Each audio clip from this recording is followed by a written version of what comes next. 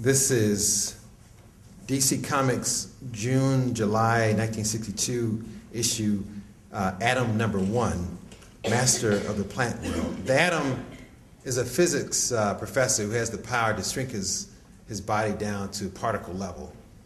This is the atom. This is his first. He's a professor here. Ray Palmer, the atom.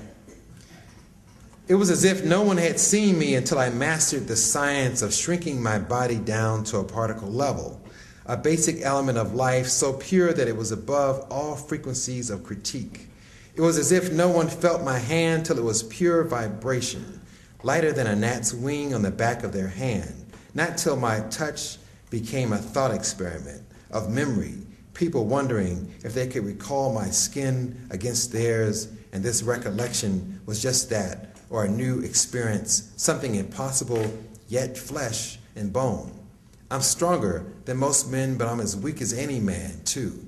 I fight to save the world from destruction, but I also fight to hear my lover, Jean Loring, say yes to marriage and to figure out my purpose in this world.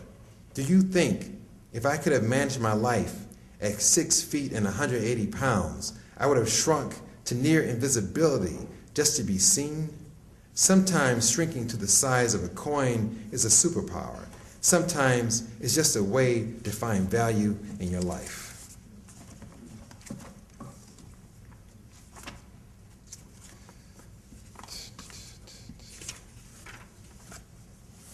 There's a big poem in the middle of Quantum Lyrics that deals with Albert Einstein's life and his relationship to the pre-civil rights era. Einstein was a close friend of Marian Anderson and Paul Robeson and was fighting for civil rights long before there was a real movement. And he would be asked to come and talk to people about relativity and things, and he would go to Switzerland and talk about civil rights in America. So I'm going to read a couple of sections from this poem. It's a big poem, 40 pages, and I'm not going to subject you to that, but there's screenplay directions in the poem. They kind of move us through time and space. So this is from the poem. It's called Quantum Lyrics Montage. Cut to interior, Princeton University cafeteria, 1949 day. Princeton has recently admitted its first group of black students, 4 in number. If A plus B equals B plus A and B bear the ability to add up, why isn't race always commutative? Take this cafeteria filled with fresh minds ready to embark on mastering math, science, and the arts. But the art of conversation across race evades these stars of society's future.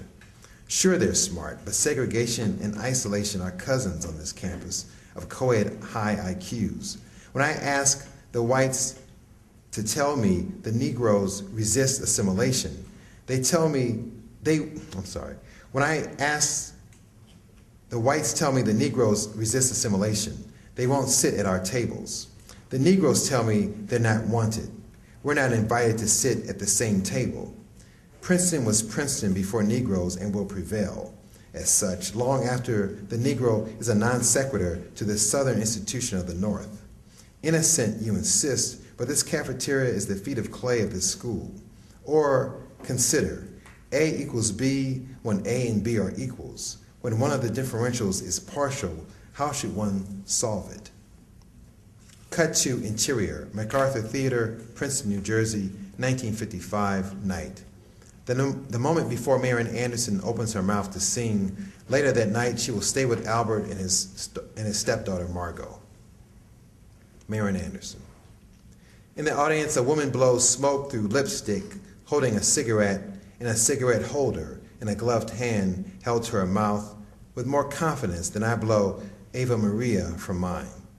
Last night, that woman slept secure, I'm sure, in her bed, or perhaps she checked into the Nassau Inn, sleeping in the arms of fine linen, which made it easier for her to listen than it was for me to sing, not knowing where I would sleep that night in Princeton, New Jersey.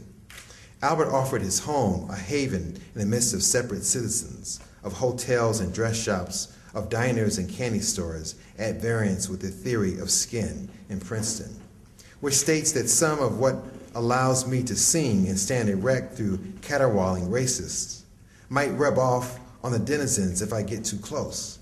I always stayed in his home at 112 Mercer Street whenever I dared to sing contralto in that town, even when Princetonians spat in my face, even now, years later, after they've stopped. Cut to interior Princeton classroom, 1945 day. Einstein has read John Hersey's Hiroshima in the New Yorker. He buys 1,000 copies to send to his friends around the world.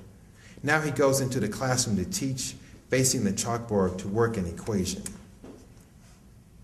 I turn to the black expanse of the chalkboard, and the numbers spill from my skull first and from fingertips in time. Time in mathematics brings complications sequentially. Numbers demand order, and orders demand numbers to behave. Otherwise, one places one digit out of place, and an entire world loses equilibrium. Someone determines that one number is the temperature to freeze. Someone else realizes another brings water to a boil. But someone got the math wrong, and now, if you'll allow me to dream, the bomb pulls us closer together instead of separating the masses.